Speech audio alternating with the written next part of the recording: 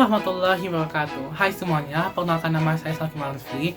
Video kali ini saya akan menjelaskan kepada kalian semua tentang sejarah, perkembangan, faktor runtuhnya, serta ibrah yang dapat kita ambil dari dinasti Umayyah periode Damaskus. Dinasti Umayyah pada awalnya berdiri di Damaskus. Nah, pendirinya adalah Muawiyah bin Abu Sufyan. Nah, latar belakang berdirinya ini kita mulai dari kematian Khalifah Utsman bin Affan. Nah, kematian Khalifah Utsman bin Affan itu secara terbunuh, dibunuh oleh pemberontak pada masa khalifahnya.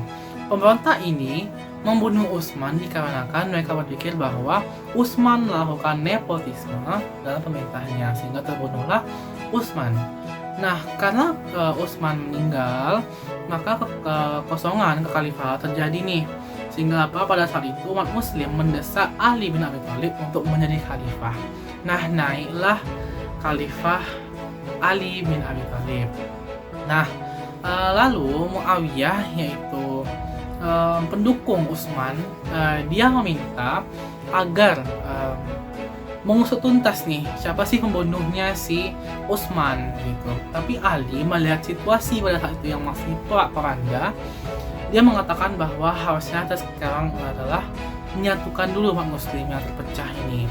Bahwa setelah itu kita mengusut tuntas. Tapi Muawiyah nggak setuju, sehingga terjadilah perang Jamal, yang mana disebabkan juga karena beda paham tadi serta provokasi yang dilakukan oleh provokator, yaitu oknum-oknum yang tak bertanggung jawab yang ingin mengadu domba Khalifah Ali dengan Muawiyah tadi, sehingga terjadilah perang Jamal dan Ali menang nih. Nah, setelah Ali menang, tapi Muawiyah belum puas juga nih, atau kayak dia masih ingin loh gitu untuk mengusut tuntas siapa pembunuh Khalifah Utsman. Terjadi lagi lah perang Siffin.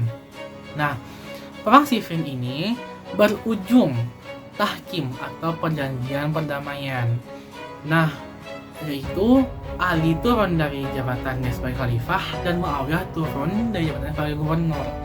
Nah, lalu utusan Muawiyah, yaitu Amr bin As, dia mengatakan bahwa Ali turun dari jabatannya, tapi dia akan tetap mengukuhkan Muawiyah sebagai pemimpin, dan dia pun mengatakan bahwa dialah yang sebenarnya berhak menjadi khalifah. Sehingga pendukung Ali yang mendengar itu kecewa dong gitu. Nah, yang kecewa tadi ini terbagi lagi dua. Ada yang tetap setia kepada Khalifah Ali, ada yang keluar dari barisan Khalifah Ali. Nama yang keluar ini adalah kaum Khawarij.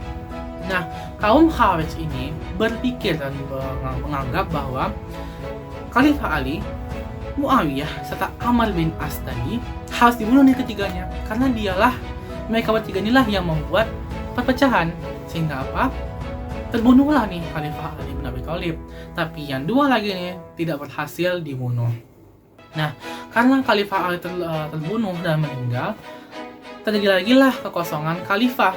Nah, ulama pada saat itu meminta kepada Hasan dan mengangkat Hasan sebagai khalifah pengganti Ali. Hasan bin Ali nih, Hasan itu anaknya Ali. Nah, tapi melihat kekuatan politik Muawiyah yang kuat, serta pada saat itu umat Islam butuh perdamaian, sehingga Hasan memberikan kekuasaan kepada Muawiyah dengan syarat-syarat tertentu.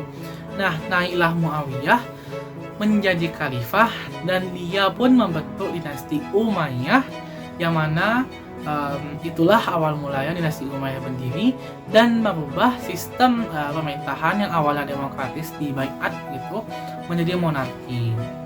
Nah, perkembangan Islam pada masa dinasti Umayyah ini sangat-sangat pesat dan bagus sekali. Bisa dikatakan peluasan wilayah yang semakin luas sampai ke Afrika Utara dan Andalusia, ilmu pengetahuan yang berkembang pesat, serta lainnya.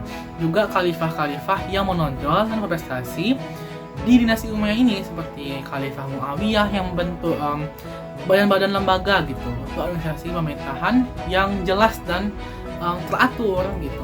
Juga Khalifah Abdul Malik yang mana ia membuat mata uang, mendirikan bahasa resmi, juga membentuk Mahkamah Agung. Lalu Khalifah Al-Walid yang mana dialah yang melakukan perluasan wilayah sampai ke Andalusia. Juga Khalifah Umar bin Abdul Aziz yang mana pada saat kekuasaannya ini pelayanan prima kepada masyarakat itu sangat bagus. Dan juga yang terakhir Khalifah Hisham yang mana pada masa kekuasaannya ini yang paling menonjol adalah toleransi jadi pada masa kekuasaannya. Nah gitu. Ya, yang mana toleransi sama itu adalah sangat-sangat bagus dan kokoh. Nah, keruntuhan dinasti Umayyah ini dimulai setelah meninggalnya Khalifah Hisham tadi. Nah, Khalifah Hisham tadi setelah meninggal ini, Khalifah penerusnya itu tidaklah cakap lagi kecuali Khalifah Marwan II, itu Khalifah terakhir periode Damaskus. Nah, karena Khalifah setelah Khalifah Hisham ini tidaklah bagus lagi, moral sudah rusak, lingkungan istana penuh dengan nyanyian-nyanyian, tidak lagi Al-Quran, juga ketamakan serta foya-foya mewah, sehingga itu membuat turunnya pengaruh istana terhadap masyarakat, dan masyarakat pun banyak sekali bani-bani yang ingin menonjolkan diri nih untuk menguasai Arab dan Islam pada saat itu, sehingga penyebabnya adalah lingkungan istana sudah tidak bagus lagi, banyak sekali konfrontasi antara bani-bani di Arab, juga ya emang udah nggak bagus lagi gitu. Nah, Khalifah terakhir pada periode Damaskus ini, Khalifah Marwan II, dialah yang berusaha untuk sekuat tenaga dia untuk menyatukan kembali umat Islam. Tapi karena Bani Abbas yang pada saat itu sangat kuat, sehingga dia nggak sanggup lagi dan dia pun melarikan diri gitu. Nah, kenapa nggak sanggup lagi? Setelah Bani Abbas itu sudah kuat untuk memperluas wilayah kekuasaan, sehingga dinasti Umayyah nggak ada lagi istilahnya gitu. Sehingga Khalifah Marwan II melarikan diri dan akhirnya terbunuh juga di Mesir, dan berdirilah Bani Abbasiyah dan Damaskus, yaitu dinasti Umayyah pada Damaskus pun runtuh dan selesai.